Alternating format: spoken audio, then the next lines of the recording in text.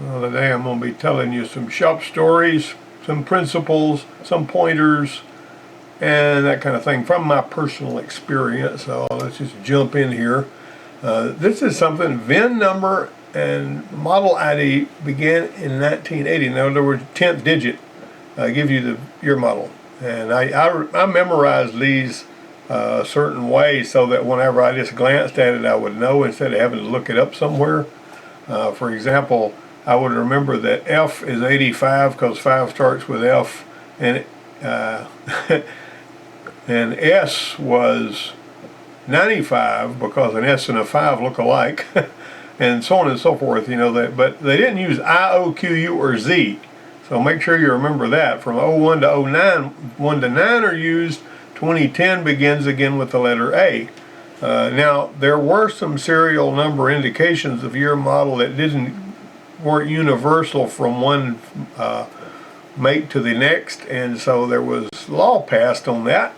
In the old days, though, the shop manuals would have line art drawings of the front of the vehicle so that you could look at the way it looked, because they changed every year, except for pickups. Sometimes they'd stay pretty much the same for a couple of years. And so here you got a 68 Chevy, a 67, a 66. You can look at the front of them if you recognize them, and you'll know. Now this kind of thing really bothers me when I'm watching something like Dark Winds or one of those shows that like Stranger Things that was supposed to take place back in the 80s. You see vehicles that don't fit that year, that time. And really good movie makers will not, for example, if it's taking place in 84 and you see a station wagon that's got a center high mount stoplight, it bothers you to no end. Or sometimes you'll actually see them in a car chase, and like on one car chase scene in Dark Winds in one of the seasons, I don't remember which one it was, there have been 3 seasons of that, and that takes place on the Navajo Reservation. They were chasing this guy, and it was obviously a 65 Chevy because it had the 3 little round tail lights on each side. The next time you saw it, it was a 66 Chevy. And so, you know, there's just issues that we run into with stuff like that if you're a car guy. I could look in the rear view mirror at night back in the for years up until about 1976, and I could just, if it was a 75 or back, there wasn't a lot of foreign cars around back then over where we live, I could glance in and look at the shape of the headlights at night in a rear view mirror and tell you what year model of car it was with about 80% accuracy. This is my 80 model F-150. Bought it for $2,500 in 1996. Had a 300 straight 6 and a C6 transmission. Sold it to my Uncle Lewis for $1,200. Now, he flew in to buy it, drove it back to Texas, blew a head gasket on the way. He had to stop every 100 miles to put water in it. He went to a shop there close to where he lived, and they wanted $1,200 to put a head gasket on it. And so I happen to know this fella up in Sanger, Texas, which is north of Fort Worth, named Carol Trigo, that's got a shop up there. He had gone to some of the classes I taught on electronic diesels in Fort Worth and stuff like that. And so I called Carol and got the address for his shop, and then I told my uncle how to get there. And Carol and his shop did it for $750. You know, they saved a whole bunch of money doing it that way. Now one day, this 95 Ranger with EDIS, that's just funky modules like you saw right. These modules were very short-lived. They only used them on Ford vehicles for about 2 or 3 years, and then they went away and the PCM started controlling the coils. This thing had everything it needed to include a waveform coming from the crank sensor. Now this was a new Ranger nearly, and it was just a no start. And what you do is, you know, you check to make sure the module's got everything it needs. You make sure the module's good, you know, which I was able to do that because that's another story that I had found. There was a vehicle that came with 2 or 3 different engines in it, and only one of them had EDIS.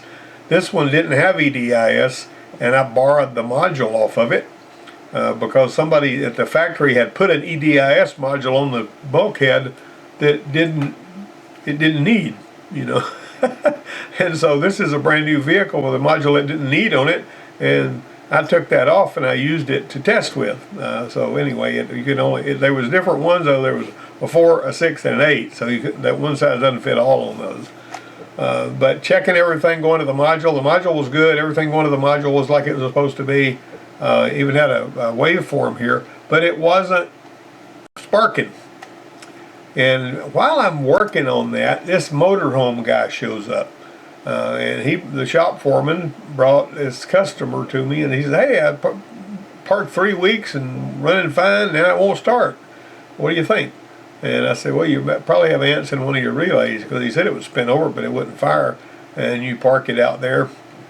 You know, ants in the relays, some of those Ford relays back in that vintage had, for some strange reason, if you look at where the relay pins are, you're going to see a little square hole in the relay. And that's a perfect place for an ant. They love electrical stuff. It confuses their pheromones or something. And they'll walk in there and they'll get in those relays. So I told him right there standing at the shop what the problem probably was. Went out there and found one ant. Now this is a relay that had a bunch of ants in it that I took a picture of. But one ant had got between those two contacts and got crushed and kept that thing from starting. All it took was a teeny little tiny ant to shut down that 10,000-pound motorhome. I thought that was pretty cool. But as soon as I switched it on, didn't hear the fuel pump, went over here, found the fuel pump relay, popped the top off of it, found out what was going on, stuck another relay in there, fired it up.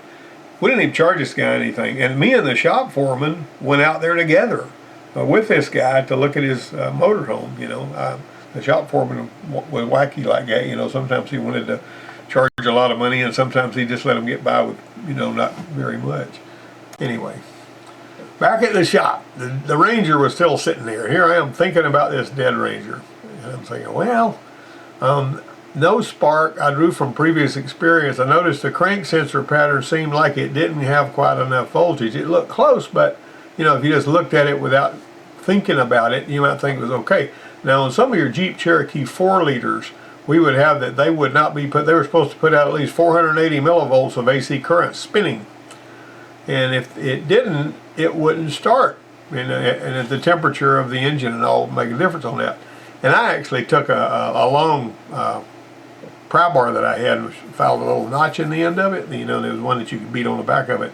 And I would put it down there against the crank sensor on those Jeeps because it had a little metal bracket. It wasn't adjustable, but I'd put that thing in, I'd whack it and knock it closer, and then I'd measure the voltage with my meter while I was spinning it over. And I would, if I got it up to above 480 millivolts by moving that magnet closer to the tone wheel on the flywheel, it would fire up, and then they wouldn't have any more trouble. And I was thinking, I wonder if this thing has got something going on like that. But the gap was okay, and it was just like another new Ranger.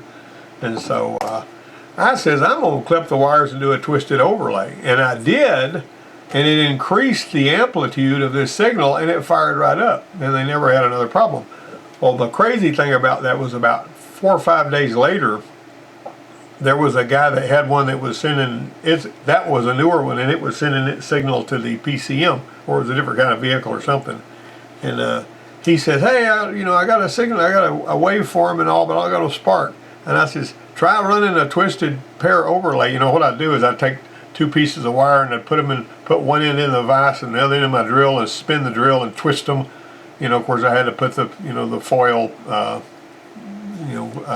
tape around it and around that and all that kind of thing, because you don't want that electrical interference messing up that crank sensor.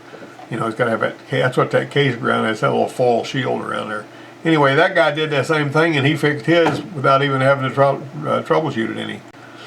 Well, distributor indexing is really important on engines that have a crank sensor and a distributor. Now, the first distributors that I saw that had to be set this way were on 81 Lincolns.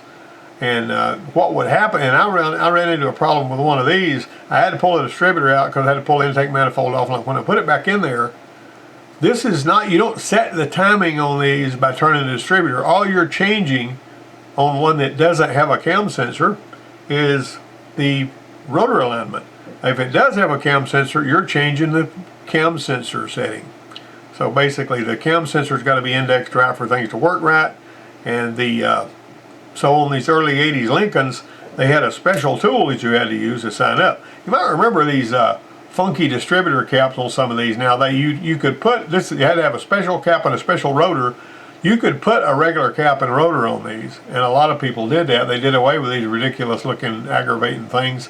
But anyway, it had to be lined up perfectly. And that firing window, when you're cruising down the road about 50 miles an hour, your ignition timing, if you don't have the engine loaded, is going to be 55 degrees or something like that. And if it's firing that soon, and you happen to have that firing tab on that rotor pointing right at the firing post on 0 top dead center, then if it's firing sooner, that spark is going to jump back and hit the post behind it, because the firing window needs to be centered on that post, on a distributor post. In other words, the rotor's firing window. And so we had to learn how to do that, and it was a bear. I put one of these back together, and I got it started. It ran okay, but he said it had a surge, and that was the reason it had a surge, because they didn't quite have the distributor index properly. Now, on a Dodge pickup, you take your scan tool and you turn it. You can do it with a voltmeter too, you know, measuring 0 to 5 volts as you turn it with it on 0 and all that. And I've done that on Mustangs and stuff, setting cam sensors. When it had a cam sensor but not a distributor, and you had to adjust the cam sensor. On this one here, you had to set the distributor, cut a old cap out, so right there at number 1. And so you would actually, it's got number 1 marked on the cap, so I know which one that is if you got it wired up right. You turn that distributor so that rotor is just passing that post. And that way, the firing window will be centered on the post, instead of, if you put it so it's pointing right at the post, or if it's a little this way, it'll be farther back this way, and when it fires, it'll jump back and hit this one. That's going to cause it to buck and surge and jump, and it may fire to both of them, fire 2 plugs at one time, that kind of thing. So that's something that, you know, on CSFI, I don't know how many people have told me, hey, I took my my CSFI, whatever it was, you know, they have one in this vintage in the mid-90s on the Chevys that's got that spider fuel injection, you know, and they would carry it to a shop, and the shop would do a intake gasket replacement for whatever reason, oil leak or whatever. When they put it back together, the shops would not set the cam retard offset with the scan tool. They would just put it back in there where it would run. And what will happen if the engine controller on those doesn't exactly know what the cam timing is, what it will do is it will begin to bank fire the injectors instead of firing them sequentially. And several people told me, I took my my Suburban or whatever to this shop, whatever, that one, and these were different folks, and they said I was getting like 18 miles to the gallon, and after they worked on it, my gas mileage went down to like 12 or 13, and they said there was nothing wrong with it. Well, if it's not going to throw a code, and if it's off enough where it's running good, but you know you're not changing the timing when you turn a distributor, that's basically called, you know, that's the indexing of the crank sensor, which you can't adjust anyway. So on and so forth. That's just something you need to think about. Some of the Escorts that have the little tone wheel for the crank sensor would wallow out the people wouldn't, you know, it wasn't a press fit on that Escort balancer, and they would just wouldn't tighten it enough, the balancer enough. Somebody take it off, put it back on, didn't know what they were doing, they wouldn't tighten it enough, and that heavy balancer would rock back and forth until it wallered out that keyway slot, and also destroy, a lot of times it would mess up the crankshaft. And people would come in, they'd say I have good power one time when I accelerate and bad power the other time. Well, if the indexing of that wheel changes, it changes the ignition timing. So if this thing rocks so that it's basically the ignition time is late, they'd have no power. And if it rocked back the other way, they'd have good power. And that was something that whenever I had one that would complain that would have power coming and going on one of those Escorts that just had the balancer you slid on there with your hands and you could pull it off with your hands, you know, Toyota 2.2s are like that too, than the Camrys. Anyway, that is a really important thing, to make sure you tighten that balancer bolt really good so you don't create a problem like that. It can mess up the crankshaft to the point to where you got big trouble. When I had one that was crankshaft was messed up, I'd make sure it was indexed right, and then I would just tighten the crap out of it and hope it'd be IH, you know. This lady called me, or she was somebody that I knew growing up. What mechanic would you recommend for my mom's Hyundai Sonata 2016 that's leaking oil? We've not been happy with Hyundai. They took it to the dealership. They didn't fix the problem. But this doesn't sound like a hard problem to fix to me. So I said, Jonathan Price has his own shop. and you can tell him I sent you. You might remember me talking a while back about Jonathan.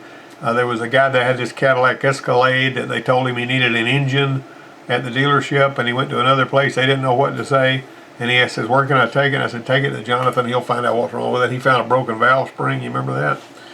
That's fairly common on those LS engines too, from what I've read. Anyway, she said, after the fact, thanks for the recommendations. We took her car there this morning. I didn't speak to Jonathan, but I told Lucas you sent me, and he said, oh yeah, I know who he is. Well, I don't know Lucas, but Jonathan must have mentioned me to him or not. And then she sends back the follow-up. Price Automotive first found broken valve cover, then broken high-pressure fuel pump. He must have heard this, because Jonathan is rarely tuned in to engine noises. If it's got a little bit of noise, he'll hear something when nobody else will. He's got very sharp ears for, clicking sounds and stuff I've heard him hear stuff that I missed in an engine that had rounded off camshaft lobes and stuff when he was in the shop. And I was training him. He was only 19 when he entered my program, and boy, could he ever swing a hammer. If somebody else was trying to hit something and, knock it loose, and they couldn't knock it loose, he said, let me see that hammer. Usually in 2 licks, he'd get it. He's a big old strong boy. Well, they said his large spring or coil was in place, but it was broke, so they fixed it. In other words, he said we had no performance problems. But this, and the only way that I can think of that he would have counted is he heard it clicking. I mean, that's the only way. I need to call him and find out what it was, how he found that.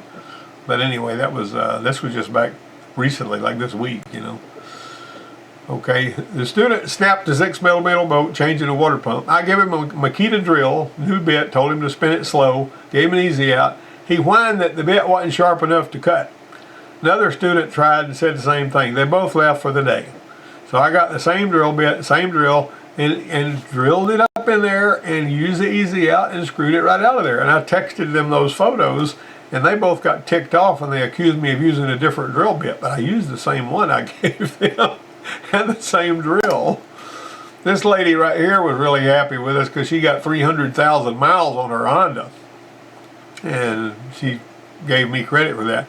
I mean, I worked at the college over there for about 19 years, and we did most of the work on this car during the time that she had it, because she got it, while I was, there, and we worked on it. Now, don't miss this kind of thing. If we didn't pull the flywheel off, when we pulled the flywheel off of this one, I can't remember why we were pulling it off. It seemed like we were replacing the crank seal or something. I can't remember. But the long and short of it is, it'd be real easy to miss something like this. And then this thing fails all of a sudden after it's been seeping and not leaking enough to notice. All right, you've pulled the transmission out. You've put it back in. You didn't, it's easy to get to these when you got the transmission out and the flywheel off. But let's say you didn't pull the flywheel off of it. You didn't notice this. And then the thing totally failed, a week after you put the transmission back in it and fixed something else. You didn't do anything wrong, but you missed something you should have caught. And that's a very easy mistake to make. All right, you got to get the air out of these vehicles when you put the coolant in them. And some of these cars that's got sloping hoods, so the radiator's lower in the engine, you got to raise them up. I was surprised to note that we had to get this Pathfinder jacked up like this to get all the air out of the cooling system on it. I wouldn't have expected that on a Pathfinder, but this was an 05 Pathfinder, and he had just put a heater core in this one, which is no easy job. It's nothing to sneeze at. You know about this. Homemade bleed tool for filling with coolant. I've talked about this before. Don't know anybody else that does this unless I taught them to do it. But what I would do, you got an original cap here, and it seals against this really tight. Okay, so it pushes, whenever the coolant pushes this up, it sends coolant to the degas bottle, and then whenever it cools off, this little valve opens up and pulls it back, right? Okay, so this little valve right here is for pulling it back. Well, this modified cap that I made, I cut all this stuff off of it and fixed it so that the only place it sealed was around here. Of course, I didn't draw this thing in there, but you see what I'm doing. It can come and go as it wants to. You fill it all the way up. You fill up your coolant bottle, and you fill up your radiator as full as you can get it, and then you put this tool cap, I painted it red so I wouldn't forget and leave it on there, and air can leave and coolant can be drawn in freely. You can see over there in that degas bottle, it'll be pushing bubbles in there. And then whenever, you know how the coolant, whenever you're filling one up that's got this kind of cooling system, all of a sudden whenever the thermostat opens, the coolant goes way down really fast. And then whenever you start pouring it in there, it'll do crazy things, and it'll just puke all over the floor, kind of thing. All right, so what I would do is this keeps it completely capped off, so nothing can go anywhere except into the surge tank and back, the degas bottle. And then it pushes the air into the degas bottle, and then it drinks the coolant back out of there that it needs. And when that thing is good, the radiator hose, the top radiator hose is hot, you can take this cap off and there's no pressure. You don't have to worry about it spraying hot coolant over you, because it wasn't allowed to build pressure because this spring and stuff wasn't there.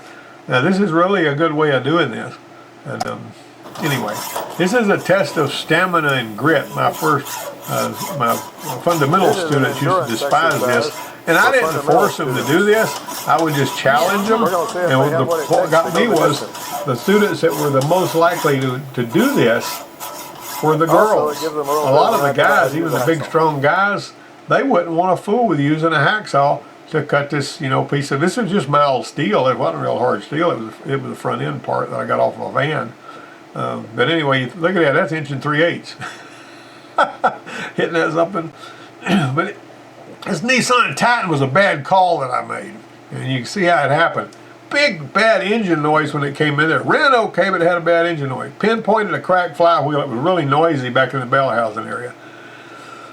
We replaced the flywheel. That's a picture of it. It had a second ugly noise that wasn't quite the same, but it still had a noise, and it was not just a rattling noise that pervaded the whole thing. It was like an engine knock.